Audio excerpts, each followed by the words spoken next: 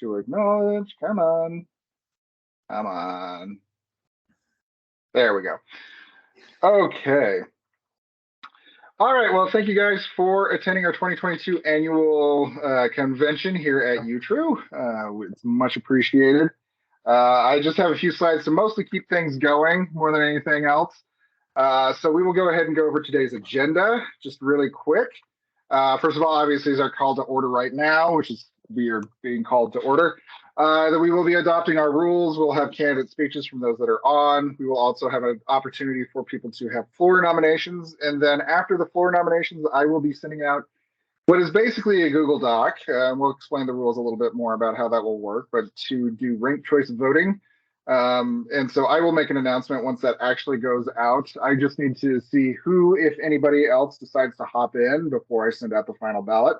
While voting is taking place, Chris will be giving us an update from the board as well as moderating a member. I will be hopping back on and giving a member discussion as well, so we can kind of talk about some issues and items and things like that that we may want to discuss as part of the 2022-2023 UTRU session. Finally, I will also kind of be in the background counting our votes and just seeing what's going on, announcing the winners, and then we will adjourn. So with that in mind, our first order of business is the adoption of rules. Most of these were posted already on the UTRU website with one minor change. So first of all, we will be using Robert's rules if we actually need to. It's pretty loose, it should be fine, but just in case.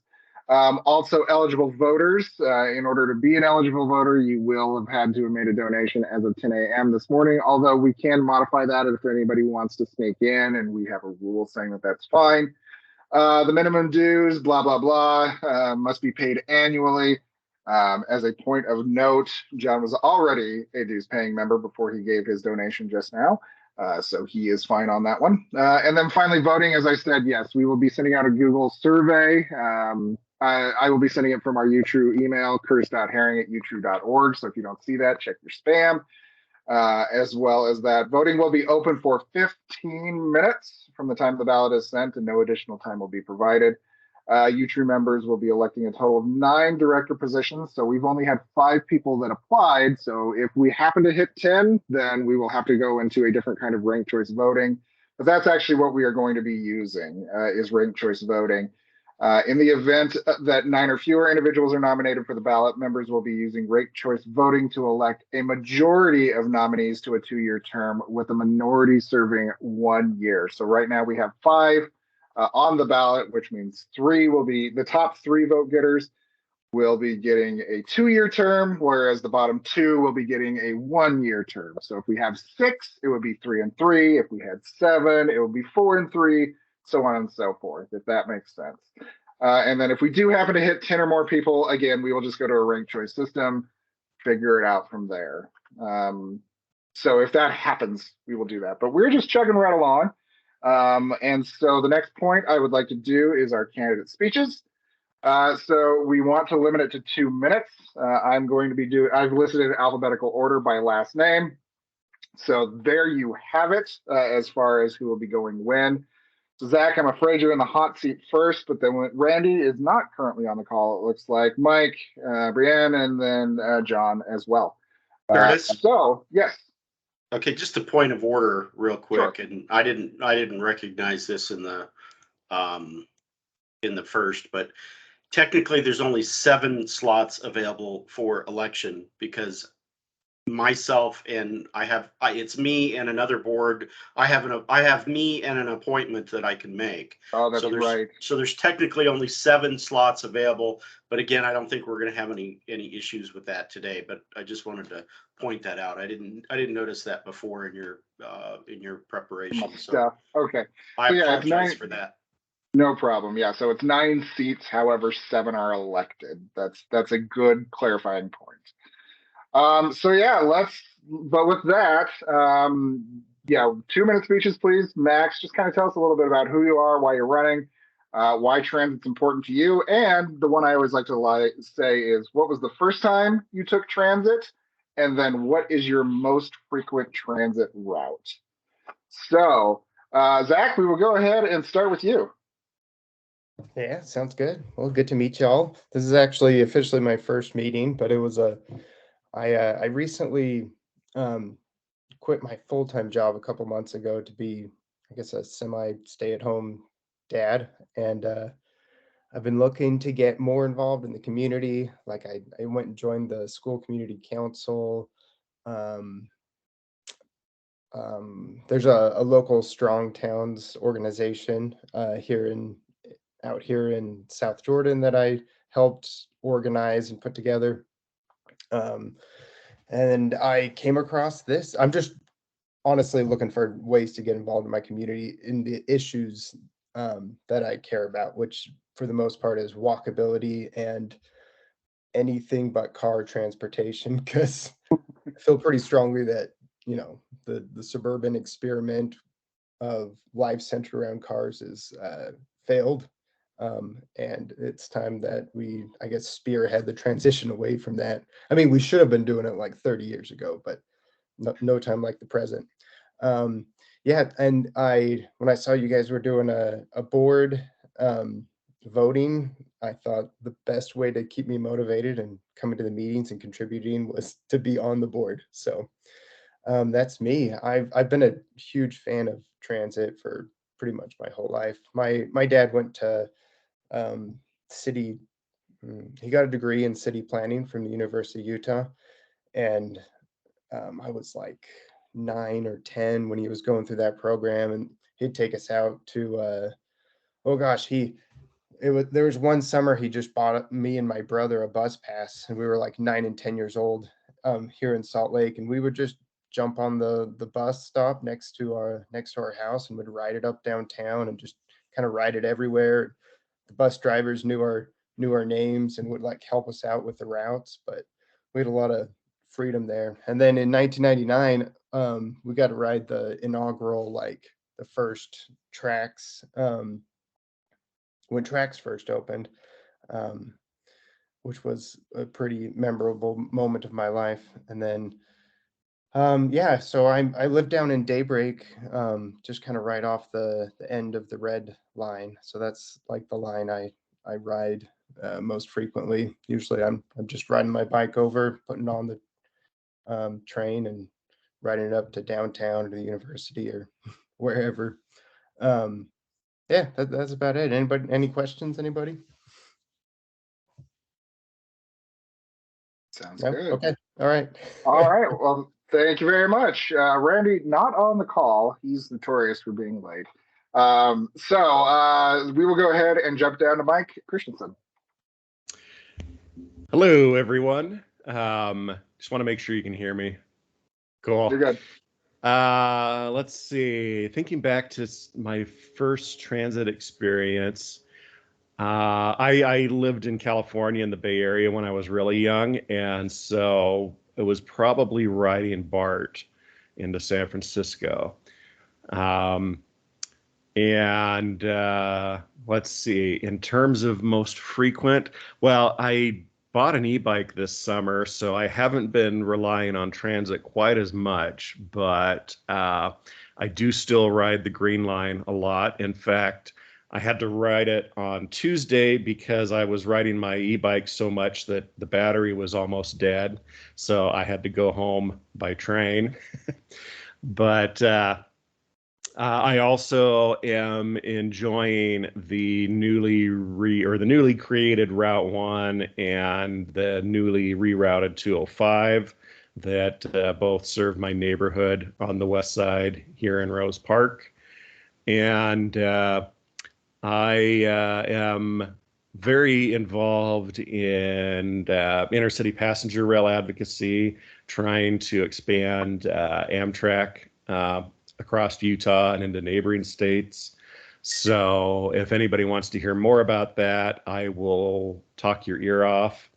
And I also am very happy to hear from Zach that there's another Strong Towns fan in the room. I'm a huge Strong Towns fan. And I'm also very much involved now with land use planning. I am serving on Salt Lake City's Planning Commission. And let me know if you have any questions. I think that's everything.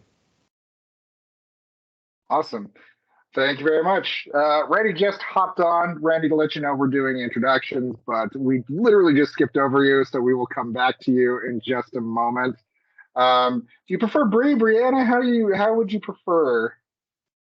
So my name is Brianna, but I prefer Bree. Okay. Well then, Bree, you got 2 minutes. Okay. My name is Bree Clementine. I'm 26 years old and I'm from Missouri. So my first experience with transit was 2 years ago on tracks. We don't have anything like this in Missouri, but I currently live in Provo, Utah. I would love to be a board member because I am passionate about public transportation. I am a current UTA employee, and so I feel that I can give the perspective of not only a passenger, but also as a bus operator. And I am also a member of UTA Green, which is a committee within UTA that focuses on environmentalism and sustainability. And on that note, I recently sold my car to be more public transit minded. Yeah, clear. So that's important to me. I love my passengers and I love my community, and I feel that UTRU's values really closely align with my own. So I want to continue serving the public to the best of my ability, and I think being a board member is a great way to do so. So thank you for the opportunity. Awesome. Thank you very much. Yes. Now, do you drive the UVX? I've seen it on Twitter. What do you do? Man. Yeah, I drive pretty much anything down in the Timpanogos area or Orem, Provo. So I do MCIs, Gilligs, UVX, all of it. Awesome. All right. Next up, John. John, 2 minutes. 2 minutes, please. I'm John Pearson. I'm a faculty member at the University of Utah in the Department of Anesthesiology, also working on sustainability initiatives within the university. And joined UTRU back last summer when I heard the first call for board of directors nominations.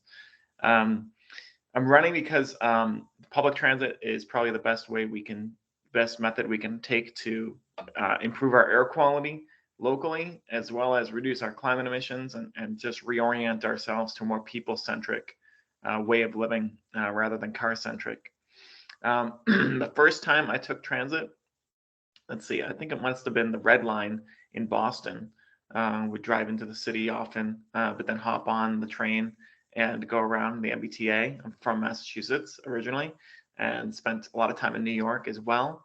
About 6 years, as well as a little bit of time down in a little island in the Caribbean, Grenada, where they had jitneys. And so, just because your country does not have a ton of money for subways or a ton of money for bus routes doesn't mean you won't have some kind of transit. And they had these jitney routes, which were a fun experience because they wouldn't go directly from point A to point B. They would go from point A to whoever waved them down from the side of the road or up a street to eventually point B. My most frequent transit route that I take now is probably the F11 that I take to work. The 209 and the 1 have been my backup route getting to and from downtown, to and from the U. And so, yeah, that's a bit about me. I also have written some grants already for UTRU. I'm looking at using van pools to improve emissions reductions, as well as examine their mental health impacts at the U among our employees, and just want to build these community partnerships as they come along. So thanks so much. All right, thank you. Randy, are you still in Chicago? I can't tell if no, it looks like you're in an actual home now. You're on mute, Randy. Sorry, there we go. Yeah, no, I'm still in the hotel room. I'll be coming back home tomorrow. But sorry, Gotcha. I was a few minutes later. I had some other stuff going on, but thanks for having me here. And so my name is Randy Atkin. I'm a commercial real estate agent, and I work downtown. So I take the Blue Line mostly, and 72 and 220 are my kind of go-to routes, but I'm interested in the UTRU just because I think there's a limited amount of input that UTA takes, and it's good to have a collective voice. I think they can do a lot better on routes and timing of the service and where the stops are. And so my commercial real estate work means that it's pretty important on location where transit serves. So it's always on kind of top of my mind. So excited to work with you guys and see what we can do. Fantastic, fantastic. All right, well, so that is our formal nominees that have decided to throw their hat into the ring. Now, just this may be really brief or really not brief, but are there any other individuals that wish to nominate themselves to sit on the board? Should have the Jeopardy theme going just to be safe. This is a whole lot easier in person, but I'm going to say going once, going twice. All right, we're going to say that there are no individuals that wish to serve on the UTRU board from the floor. That being said, if you know of anybody that is interested in sitting on the board, maybe in the future, Chris does have the power to nominate individuals outside of convention. So if, for example, you're saying, oh yeah, no, I sit on the UTRU board, and someone says, oh, I wish I could do that. Well, there is a process to do that as well. So please do keep that in mind. If you didn't catch it at the top, we have 7 slots available for direct sort of voting nomination. And then Chris does have the power to actually just appoint someone as well. So between that, through his magical powers, there are additional positions available. If you hear of anything between now and next October, of someone who wishes to sit on the board. All right, so with that being said, I am actually going to pass it over to Chris at this point so that I can go ahead and send out the ballots. So if with that in mind, we are looking for a just general update from Chris, as well as just a discussion about what we would like to be doing over the next year. So Chris, I'm going to go ahead and hand it over to you. Yeah, so basically, let's talk a little bit about UTRU first and where we came from and how we got here. So that's important to understand basically who I am and my transit experiences. So I'm a little bit older than most everybody here. I think Randy and I are probably closer in age, but maybe John. John looks a little younger than he probably is, but I started writing UTA back in the mid 70s as a kid, as a 10-year-old kid. I got on the newly created Route 40 that basically was just a block from my house in Olympus Cove. I dropped a dime in the box and I went all the way out to the missile facility on the west side of the valley. And for, back in the mid 70s, there wasn't a lot of traffic. So I think that total ride took about 45 minutes, 30 minutes. It wasn't very long, but that's how I got active as a transit user, is I was a kid. And then my parents lost their business and we moved to the wonderful suburb of White City. And it just so happened that the house we chose, literally right there on the corner of the lot, was a bus stop, and then across the street was another bus stop for the Route 33. And back in that day, I could drop a dime in the box and I could go to my middle school. So I took the bus every day to my middle school for a dime. And then, and this is probably really where UTRU was started, was back in like 1979. UTA decided to up the kids' fare, and it went from a dime to a quarter. And so I went the circuit and went to all of the different meetings and said, we can't do that. We can't raise it a quarter. Kids aren't going to have the money to ride a bus. That's a large increase.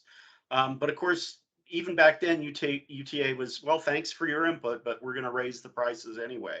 So my fighting UTA happened way back in 1979. But I've always lived at least near a bus stop, and have always taken transit. UTRU came about in 2013.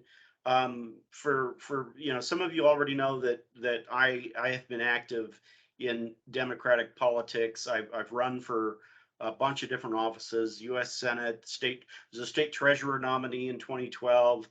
Ran for Salt Lake County Auditor in 2014, ran for House 40 in 2015. But I'm a fairly liberal, progressive guy, and I think all of my proposals just are a little bit too much for the conservatives here in Utah. But at any rate, so in 2013, UTA basically said, buses are our #1 priority. We need buses.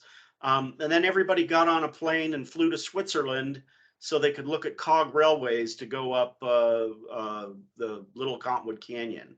And I said, that's just terrible. Why is UTA doing that when, spending thousands of dollars to get people out? So I wrote an editorial that basically said, UTA sucks. They're not, the priority is all backwards. We need to do something about it. So what happened is a guy by the name of Greg Scott, who was a planner at Wasatch Regional Council, basically said, we need to do something about it. What, you have any ideas? And I said, yes, let's do a transit writers union. So I'm co-founder of Utah Transit Writers Union, and Greg Scott, who's no longer with us, and he's no longer in Utah. He's a transit planner in Florida right now. We got together and we said, we're going to make this work. And so we got a whole bunch of people. Christian Harrison, Mike Christensen was a founding member. So he's been with us, or he's been here. He was here at the beginning. He left. I don't know what he did. He had to find his own self, I guess. But he came back, and I'm very happy that he's back. But basically, Alex Cragen was a founding member. Brad Bartholomew, Ellen Reddick, a whole bunch of us got together and we wrote this. This is what transit has to be. So if you haven't read our principles, you need to take a look at it, because it's all encompassing. But one of the things that we wanted to do at that time is we wanted to make this a very positive experience, because all of the transit writers unions that have come before was always against UTA. And so we wanted to do something that was positive, that had a very positive advocacy centered organization that, yeah, we can say this is bad and you need to change it, but we need to be focused on the fact that this is a positive thing. Transit is positive. We can't always be, slapping UTA upside the head and saying, what are you thinking? Although we will do that.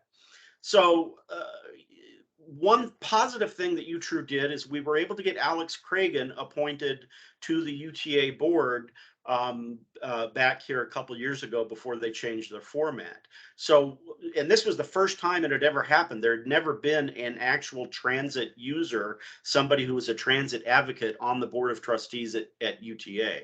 So over the years, UTRU has done a lot, but unfortunately the pandemic hit and it basically threw us on our ear. We couldn't operate.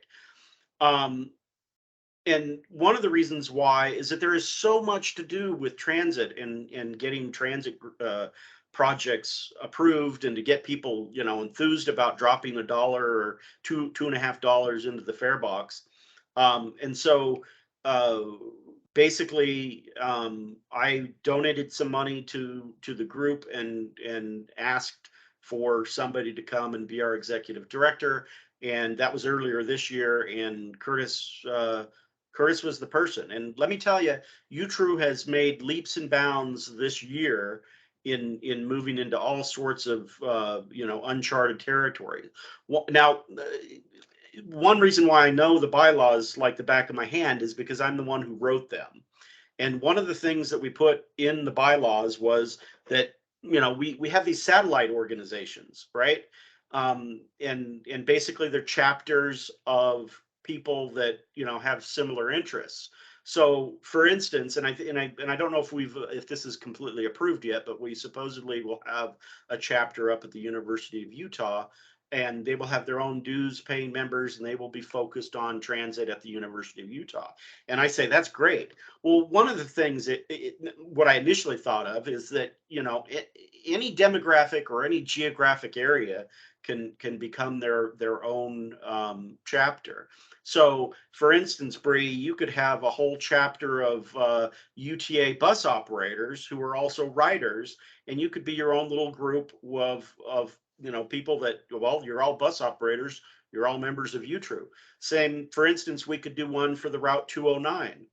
And the other thing is it doesn't have to be just UTA service. It could be the Sun service down in St. George, Cedar City. It could be up in the Cache Valley. So the goal is that we want to get as many people as possible interested in transit and understanding that as union members, we can make a difference. We've seen it. We've done it in the past. We got Alex Cragen on the board of directors, and so we can make a difference.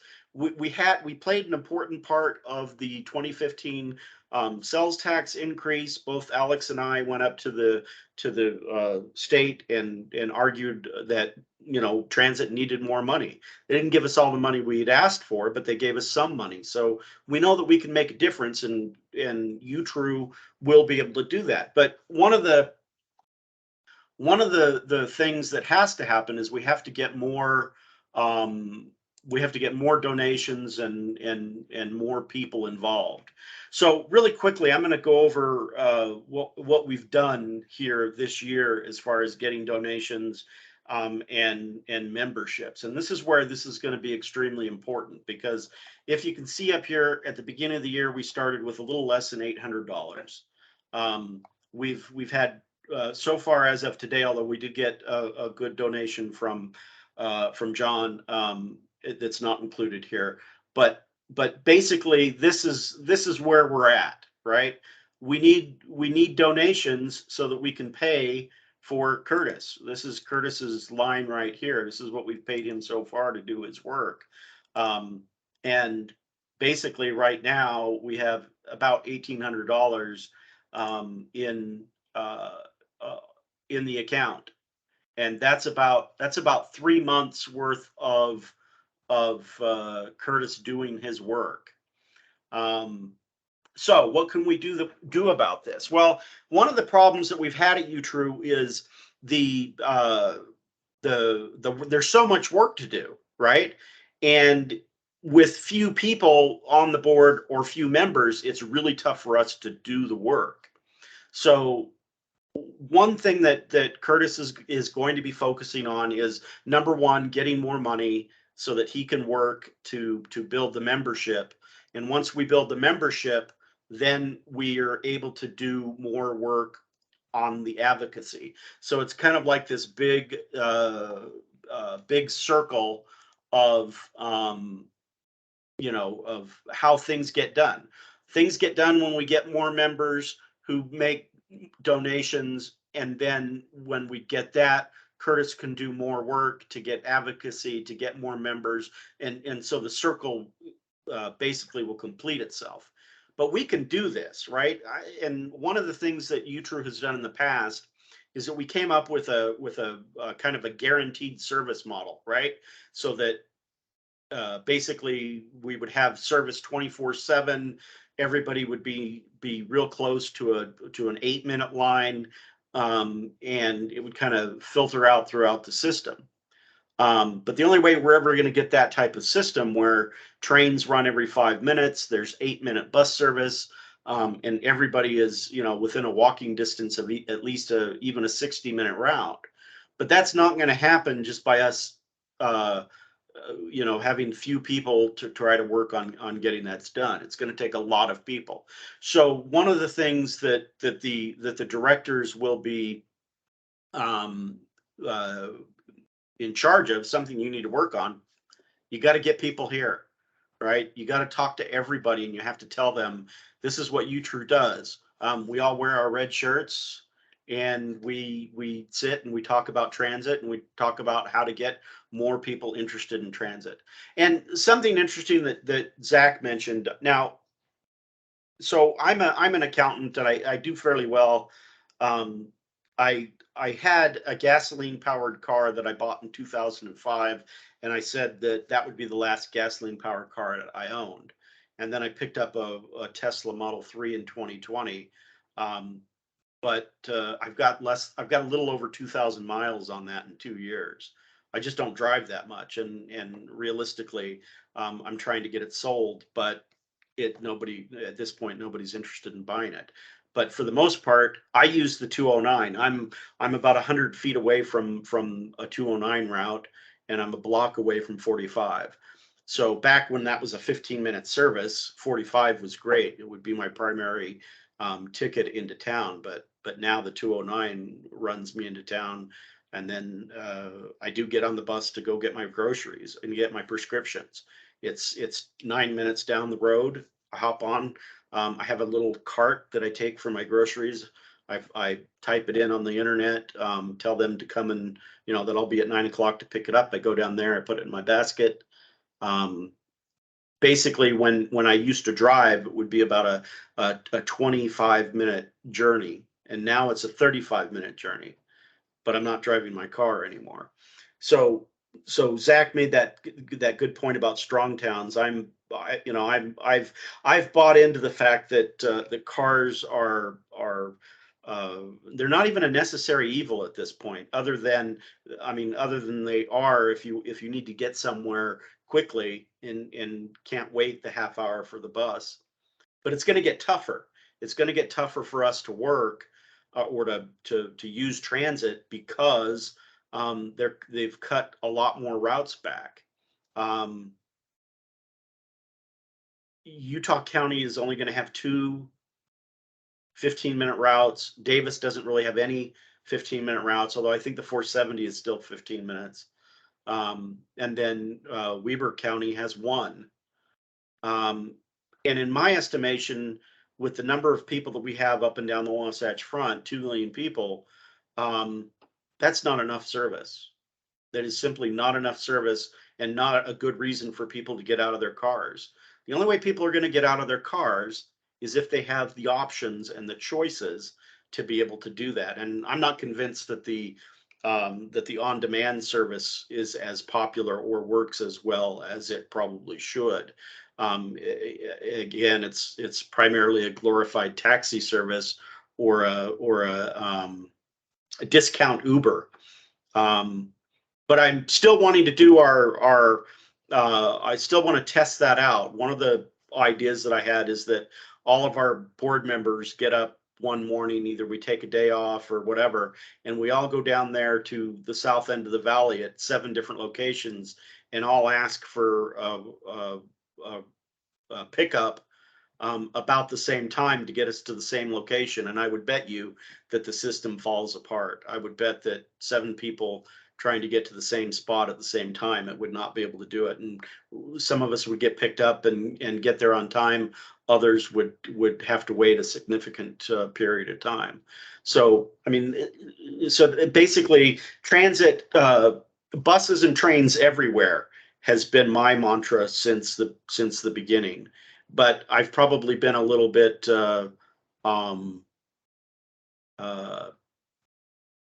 what's the word I'm looking for? I've had it. Transit has always been easy for me, right?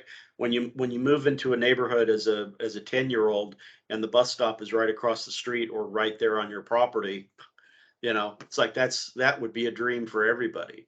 But as I've grown up and learned, well, gosh, I had to walk 3/4 of a mile to get to my doctor's appointment, and that happens. So, so I'm gonna open it up for any questions right now. If anybody has any questions of me about the organization, again, I could talk forever, right, about transit. I have actually.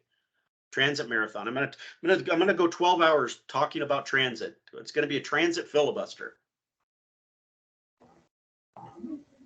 You're on mute. Come on, mute. Or I could interrupt you, Chris. You know, it's the way, that's also what Chris pays me for. I do have announcements, but if there's anybody that wants to have a discussion, we're more than welcome to do that as well. So, Christopher, do you prefer Chris or Christopher? My friends call me Chris. Christopher is my stage name, as it were. As an accountant, I sign everything Christopher Stout. Gotcha. So, and my enemies call me other things than Chris and Christopher, so don't use those. Certainly. So it seems like the biggest challenge at the moment for UTRU is raising those funds and upping membership, right? Yeah. I mean, that's really the big thing, because like I said, over the past 8 years, we've tried it with a limited number of people. And we've tried we tried somebody to help us recruit. That didn't work out. Yeah. And so what has UTRU grown or shrunk? What has been the history of the growth? Yes, it's done both. Uh-huh. And typically, and so here's the problem, as I see it, is that we have a lot of people that come and want to sit in meetings. Yeah.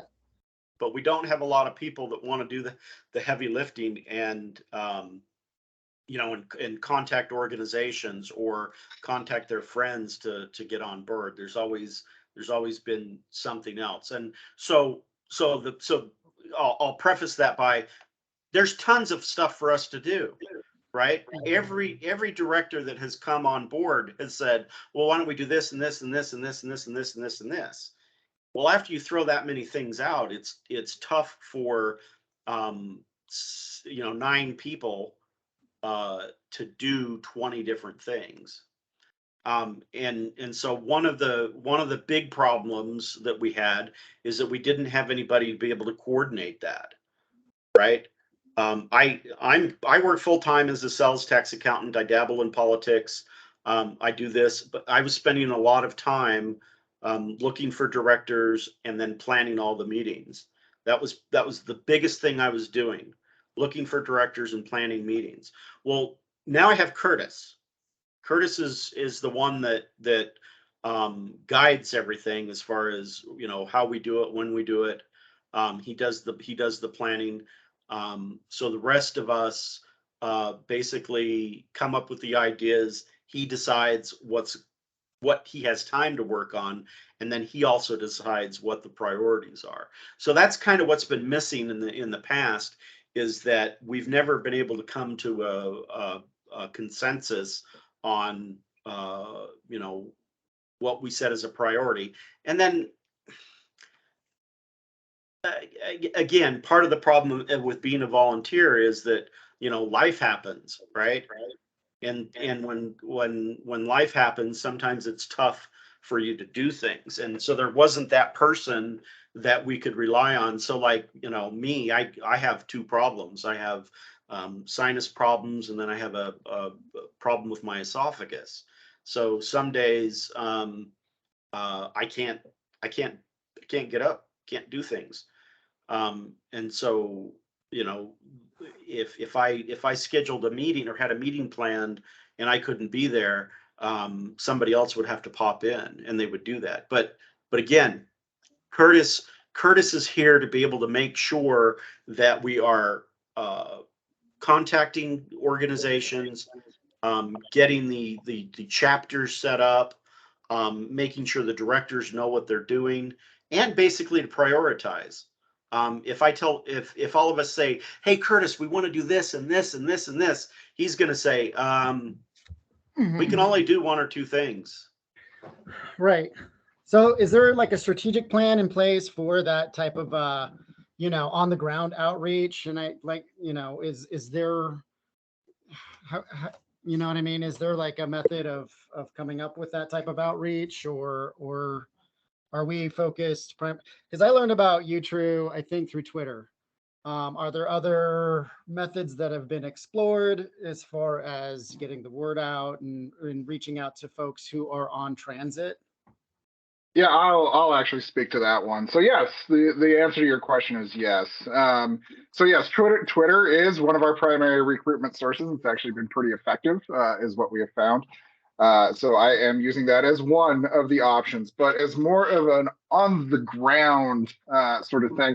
As Chris kind of alluded to, one of the things that I am doing as executive director is reaching out to various organizations, Sweet Streets, Provo Bike Walk. There's a couple of organizations up in Ogden. I'm reaching out to various city councils and county councils, and working through those things, to basically reach out to like-minded organizations. And so part of what I've been working on over the past, when did I come on? February. One of the things I've been working on is working on finding those connections. And then once I get those connections, making presentations, following up, talking to either the heads of those organizations, talking to the general group, whatever the case may be, so that we can continue to get our name out there. And then obviously being available to answer questions and respond to emails and be snarky on Twitter or whatever it is, just kind of being that point of contact. So there is a plan. Now, if you're saying what specific groups are you planning on talking to in the next 6 months? Well, that I couldn't tell you, because a lot of it is just kind of following the breadcrumbs and seeing this person knows this person, so let's talk to them. This person knows this organization, let's talk to them. But up to this point, I have found it to be successful.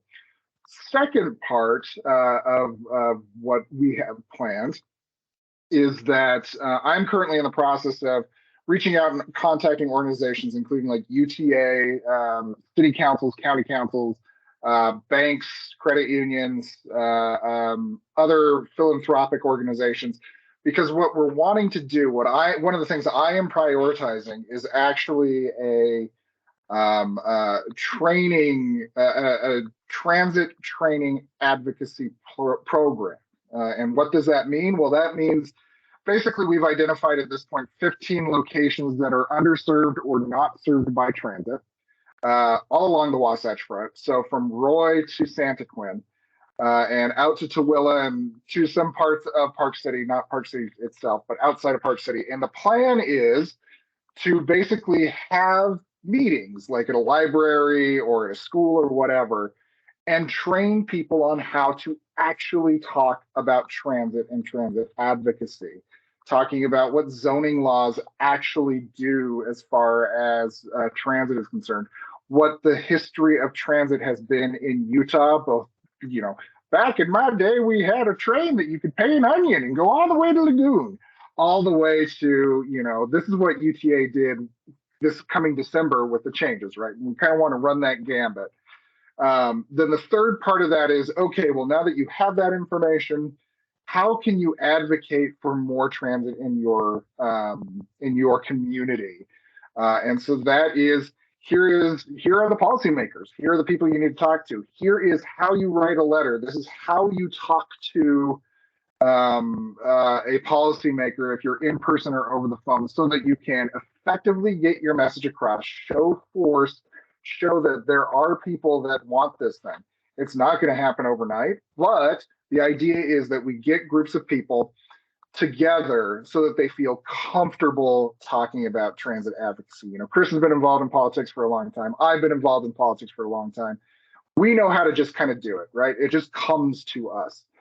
But there are plenty of people out there that don't know where to even start. So we want to have that program going, so that we can, A, just train people on what transit advocacy looks like. B, start creating more of those chapters that we discussed, so that there is a pipeline of people to get them into UTRU and get them to become members, and then get them to be able to advocate. And then 3, through that pipeline, both be reported to and report to those chapters, as far as any sort of advocacy or training issues are concerned.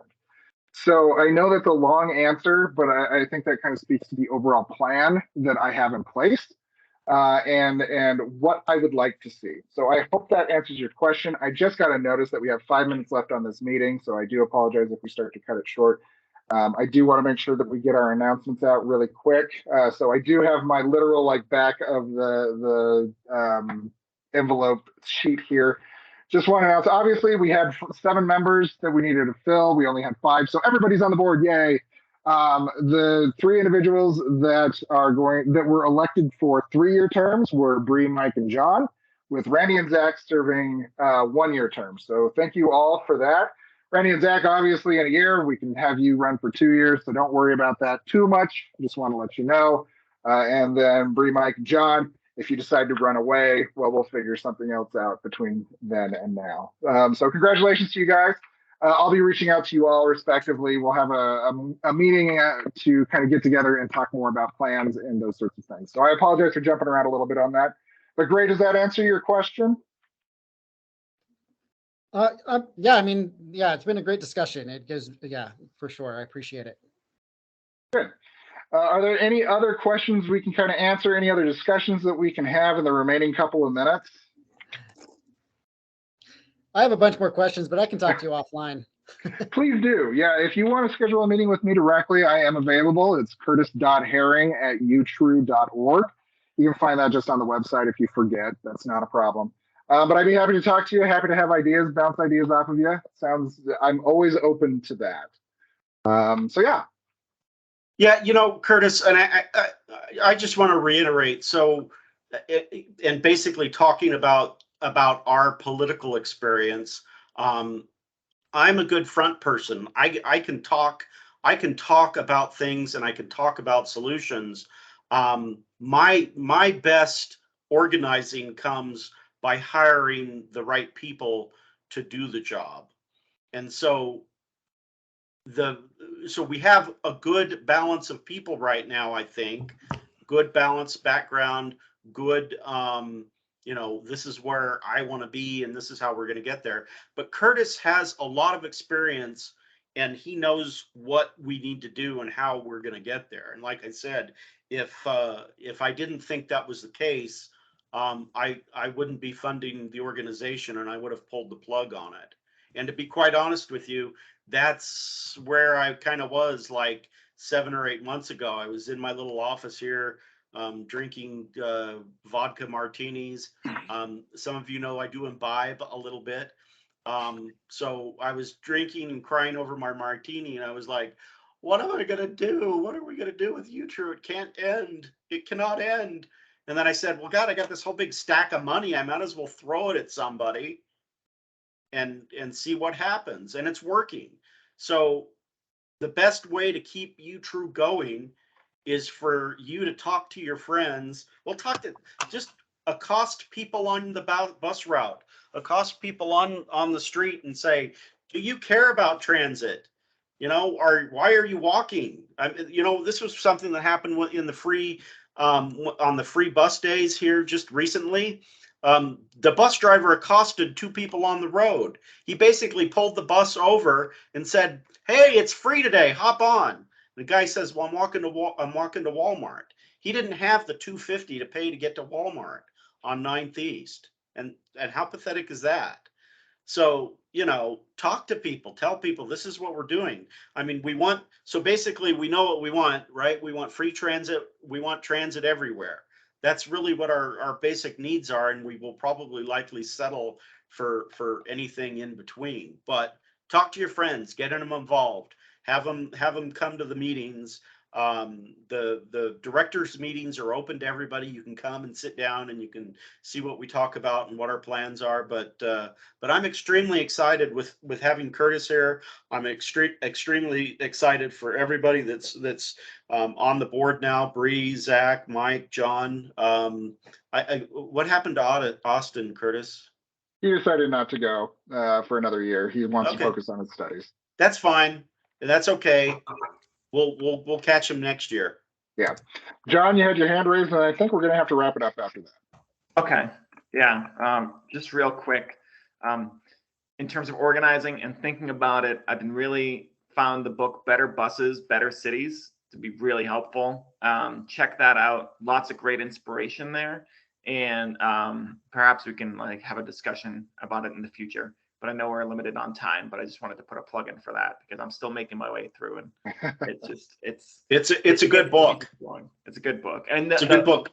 The organizing manual method books, not just the, oh, we should do this, it's the right thing, but like, how do you do it? There's very few of those resources out there, and that's a really good one. Yep, it's a very good book. All right. Well, thank you very much on that. We are running out of time at this point. So as I said, thank you all for participating today. Current and newly elected members, I'll be sending out an email to schedule just kind of a follow-up meeting so we can kind of start to plan for what the next year is going to look like. As I said before, if you have any questions about UTRU, you want to discuss things further with me, please feel free.